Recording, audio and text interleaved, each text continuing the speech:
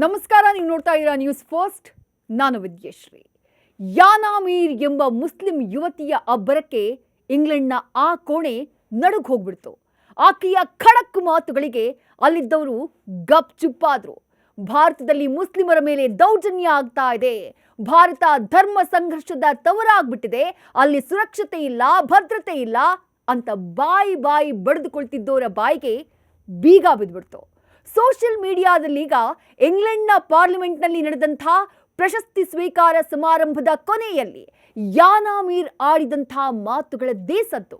ಭಾರತದ ಕೆಚ್ಚೆದೆಯ ಈ ಮುಸ್ಲಿಂ ಯುವತಿ, ಜಮ್ಮು ಕಾಶ್ಮೀರದ ನಿವಾಸಿ, ಪತ್ರಕರ್ತೆ, ತನ್ನ ಮೊನಚು ಮಾತುಗಳಿಂದ ಭಾರತದ ಮುಕುಟವಾಗಿರೋ ಕಾಶ್ಮೀರದಲ್ಲಿ ನೆಲೆಸಿರೋ ಜನ ನೆಮ್ಮದಿಯಾಗಿಲ್ಲ ಅಂತಿದ್ದೋರಿಗೆ ಅಕ್ಷರಶಃ ತಿವಿದಿದ್ದಾರೆ. ಅದರಲ್ಲೂ ಪ್ರಮುಖವಾಗಿ ತನ್ನ ಸಾಮಾಜಿಕ ಕಾರ್ಯ, ಹೆಣ್ಮಕ್ಕಳ ಶಿಕ್ಷಣದ ಬಗ್ಗೆ ಧ್ವನಿ ಎತ್ತಿ ಸಣ್ಣ ವಯಸ್ಸಿನಲ್ಲೇ ನೊಬೆಲ್ ಶಾಂತಿ ಪ್ರಶಸ್ತಿಯನ್ನ ಪಡೆದ ಪಾಕಿಸ್ತಾನದ ಮಲಾಲಾ ಯೂಸುಫ್ಜಾಯಿಗೆ ಮಾತಿನಲ್ಲೇ ಝಾಡಿಸಿದ್ದಾರೆ.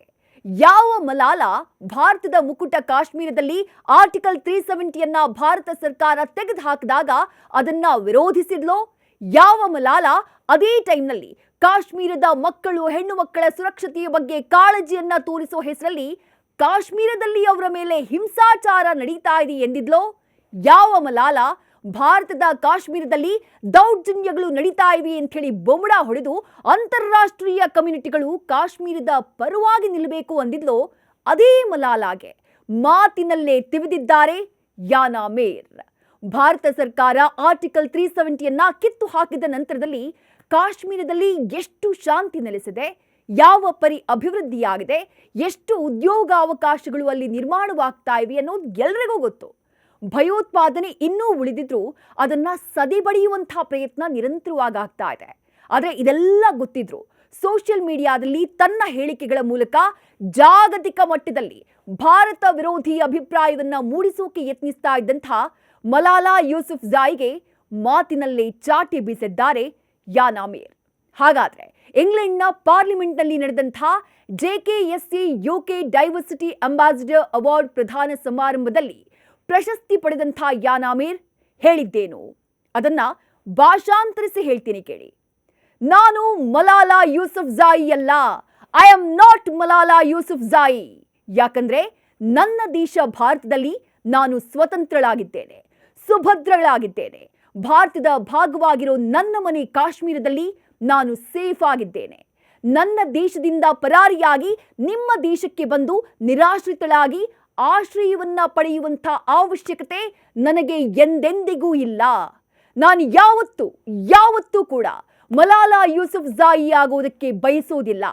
ಆದರೆ ನನ್ನ ದೇಶವನ್ನ, ಬೆಳೀತಾ ಇರೋ ಭಾರತವನ್ನ ಬದುಕೋಕೆ ಕಷ್ಟ ಆಗೋ ಪರಿಸ್ಥಿತಿಯಲ್ಲಿದೆ ಎಂದಂಥ ಮಲಾಲಾ ಯೂಸುಫ್ಜಾಯಿಯನ್ನ ನಾನು ವಿರೋಧಿಸ್ತೇನೆ. ಯಾವತ್ತೂ ಕಾಶ್ಮೀರಕ್ಕೆ ಭೇಟಿಯನ್ನೇ ಕೊಡದೆ ಸೋಷಿಯಲ್ ಮೀಡಿಯಾದಲ್ಲಿ ಮಾತ್ರ ಕಾಶ್ಮೀರದಲ್ಲಿ ಬದುಕು ಕಷ್ಟ, ಹಿಂಸಾಚಾರ ಇದೆ, ಹೆಣ್ಮಕ್ಳು ನರಕ ಅನುಭವಿಸುತ್ತಿದ್ದಾರೆ ಅಂತ ಸುದ್ದಿಗಳನ್ನ ಹಾಕ್ತಾ ಯಾರ್ಯಾರು ಟೂಲ್ ಕಿಟ್ನ ಭಾಗವಾಗಿದ್ದಾರೋ ಅವರೆಲ್ಲರನ್ನ ವಿರೋಧಿಸ್ತೇನೆ. ಧರ್ಮದ ಆಧಾರದಲ್ಲಿ ನಮ್ಮ ದೇಶವನ್ನ ಅಳಿತಾ ಒಡೆಯೋಕೆ ನೋಡ್ತಾ ಇರುವಂಥ ನಿಮ್ಮ ತಂತ್ರ ನಮ್ಮ ಒಗ್ಗಟ್ಟನ್ನ ಯಾವತ್ತಿಗೂ ಮುರಿಯೋದಿಲ್ಲ. ಈ ಸಂಕಲ್ಪ ದಿನದಂದು ನಾನ್ ನಿಮ್ಮನ್ನ ಕೇಳೋದೇನ್ ಗೊತ್ತಾ? ಪಾಕಿಸ್ತಾನದಲ್ಲಿ ಕೂತು, UKನಲ್ಲಿ ಕೂತು ನಮ್ಮ ಬಗ್ಗೆ ಅಪಪ್ರಚಾರ ಮಾಡಬೇಡಿ, ನನ್ನ ಕಾಶ್ಮೀರದ ಬೆನ್ನು ಬೀಳಬೇಡಿ. ಜೈ ಹಿಂದ್. ಎಂಥ ಮಾತು ಅಲ್ವಾ? ಈಕೆಯ ಪ್ರತಿ ಸಾಲಿಗೂ ಇಂಗ್ಲೆಂಡ್ ಪಾರ್ಲಿಮೆಂಟ್ನಲ್ಲಿ ಚಪ್ಪಾಳೆ, ಶಿಳ್ಳೆ ಕೇಳಿ ಬಂದಿತ್ತು. ದೇಶಾದ್ಯಂತ ಈಕೆಯ ಹೇಳಿಕೆಯನ್ನ ಜನ ಸಂಭ್ರಮಿಸುತ್ತಿದ್ದಾರೆ. ಹಾಗಾದ್ರೆ ಯಾರು ಈ ಯಾನಾ ಮೀರ್?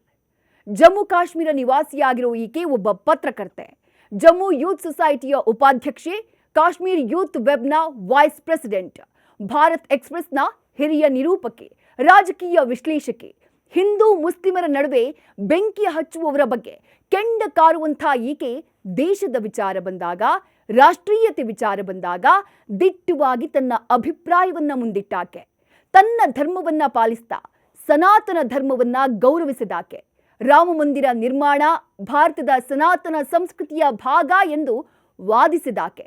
ಕಾಶ್ಮೀರದಲ್ಲಿ ಬದುಕು ತುಂಬಾ ಕಷ್ಟಕರ, ಭಯಪೀಡಿತ ಎಂದಂಥ ಪಾಕ್ ಮಾಧ್ಯಮಗಳಿಗೆ ಮಾತಲ್ಲೇ ಕಪಾಳ ಮೋಕ್ಷ ಮಾಡಿದಂಥ ಧೀರೆ ಈಗ ಮತ್ತೊಮ್ಮೆ ತನ್ನ ಧೈರ್ಯ, ಸತ್ಯ, ದಿಟ್ಟತನದ ನುಡಿಯ ಮೂಲಕ ಕಾಶ್ಮೀರದಲ್ಲಿ ನೆಮ್ಮದಿ ಇಲ್ಲ, ಸ್ಥಳೀಯ ಕಾಶ್ಮೀರಿಗಳು ನೆಮ್ಮದಿಯಾಗಿಲ್ಲ ಅನ್ನುವಂಥ ನರೇಟಿವ್ನ ಸೆಟ್ ಮಾಡ್ತಾ ಇದ್ದವರಿಗೆ ವಿದೇಶಿ ನೆಲದಲ್ಲೇ ಹುಂಕರಿಸಿ ಉತ್ತರಿಸಿದ್ದಾಳೆ ಯಾನಾ ಮೀರ್. ಈ ದಿಟ್ಟ ಭಾರತೀಯಗೆ ಒಂದು ಸಲ್ಯೂಟ್ ಹೇಳಲೇಬೇಕಲ್ವಾ? ಇದಾಗಿತ್ತು ಈ ಹೊತ್ತಿನ ವಿಶೇಷ. ಕ್ಷಣ ಕ್ಷಣದ ಮಾಹಿತಿಗಾಗಿ ನೋಡ್ತಾ ಇರಿ ನ್ಯೂಸ್ ಫಸ್ಟ್, ನಿರ್ಭೀತಿಯಿಂದ ನಿಮ್ಮ ಪರವಾಗಿ.